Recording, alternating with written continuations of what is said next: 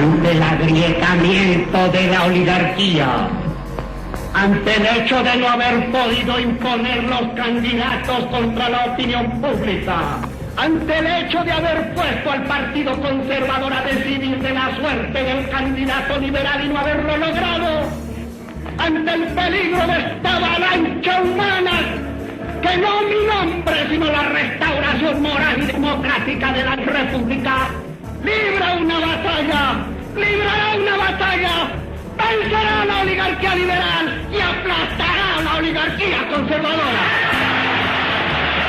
Jorge Eliezer Gaitán nació en Bogotá en el popular barrio de Las Cruces en 1902. Fue dirigente político colombiano cuyo asesinato fue el día 9 de abril de 1948. Provocó el movimiento popular conocido como el Bogotazo. Era hijo de Eliezer Gaitán Otalora, liberal radical que tras trabajar en diferentes oficios se dedicó finalmente a la venta de libros usados. Este líder popular, que emergió en un contexto histórico de grandes transformaciones económicas y sociales del país, ligadas al proceso de modernización capitalista, se constituyó no solo en uno de los principales protagonistas de la vida política, sino en el gran transformador de las prácticas políticas en Colombia. También estuvo presente como orador en las multitudes que protestaron en marzo de 1919 contra Marco Fidel Suárez por la importación de uniformes por la celebración del primer centenario de la batalla de Boyacá. Su actividad política la combinó con la difusión de la cultura, especialmente a través de la educación, para lo cual organizó, junto con otros compañeros, un centro universitario de promoción cultural. Este ensayo no resultó del todo exitoso, pero mereció el reconocimiento de algunos líderes políticos, como lo es Benjamín Herrera, candidato del Partido Liberal a la elección presidencial en 1922. El ascenso político de Gaitán le permitió lanzar su candidatura a la Asamblea de Cundinamarca para 1924-1925 y fue elegido diputado. Los primeros años como abogado fueron bastante difíciles por su condición social, pero su capacidad profesional le dio acceso a casos como de la ñapa, mujer brutalmente asesinada por un exaltado tumulto, en los cuales demostró su brillantez jurídica. En 1931 fue elegido presidente de la Cámara de Representantes y presidente de la Dirección Nacional Liberal, además de ser escogido como segundo designado a la presidencia. En 1932 fue nombrado rector de la Universidad Libre.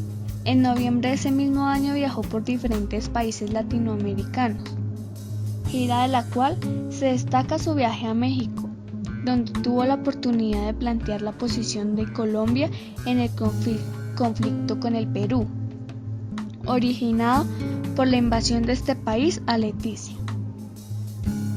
Tanto los programas sociales como las reformas constitucionales emprendidas durante la presidencia de Olaya Herrera fueron considerados insuficientes por los liberales de izquierda, entre ellos Gaitán, quien en repetidas ocasiones había presentado propuestas de reformas constitucionales y sociales, que para algunos resultaban excesivamente socialistas. Jorge Eliezer Gaitán en Bogotá. El 9 de abril de 1948, el caudillo liberal Jorge Eliezer Gaitán se encontraba en su despacho con Plinio Mendoza Neira, Pedro Eliseo Cruz, Alejandro Gallego y Jorge Padilla. Salen a almorzar a la 1 p.m. y saliendo del ascensor, Mendoza Neira toma del brazo a Gaitán y se adelanta al resto de las personas. Al llegar a la puerta, Juan Roa Sierra aparentemente dispara sobre el político.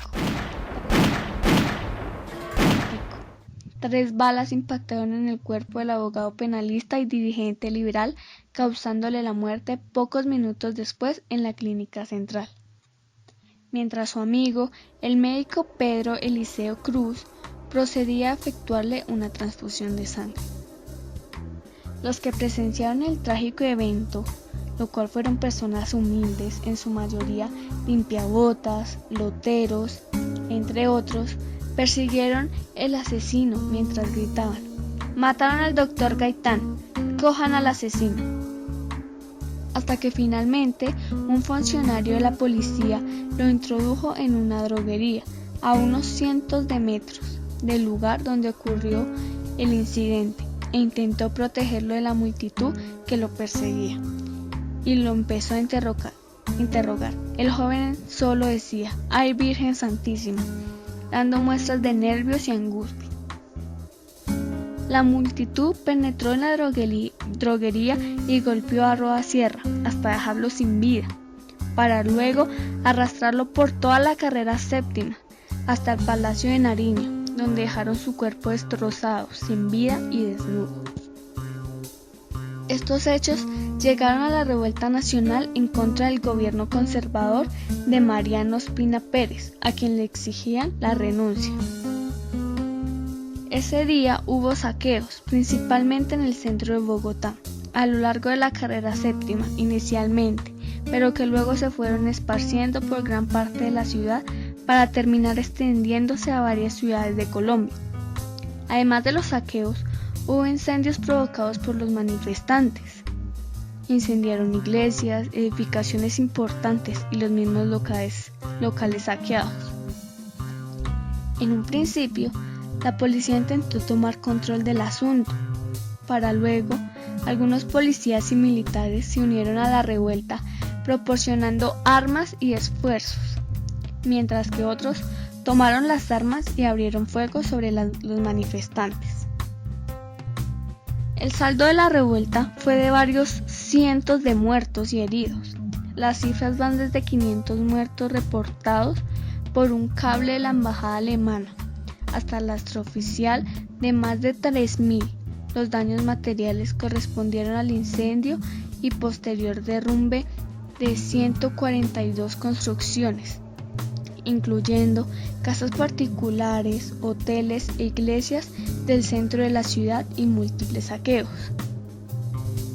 Durante el proceso judicial por el asesinato se presentaron testimonios que indicaban que Roa Sierra no fue asesino, sino que fueron justamente él o los asesinos quien condujeron a la multitud a tomarlo como el culpable y acabar con su vida. Otras versiones presentadas en el proceso indicaron que Roa Sierra sí fue culpable, pero actuó motivado o en acuerdo con otra persona. La justicia colombiana sentenció en 1978 que el asesino Juan Roa Sierra era esquizofrénico, actuó por motivos personales y solo.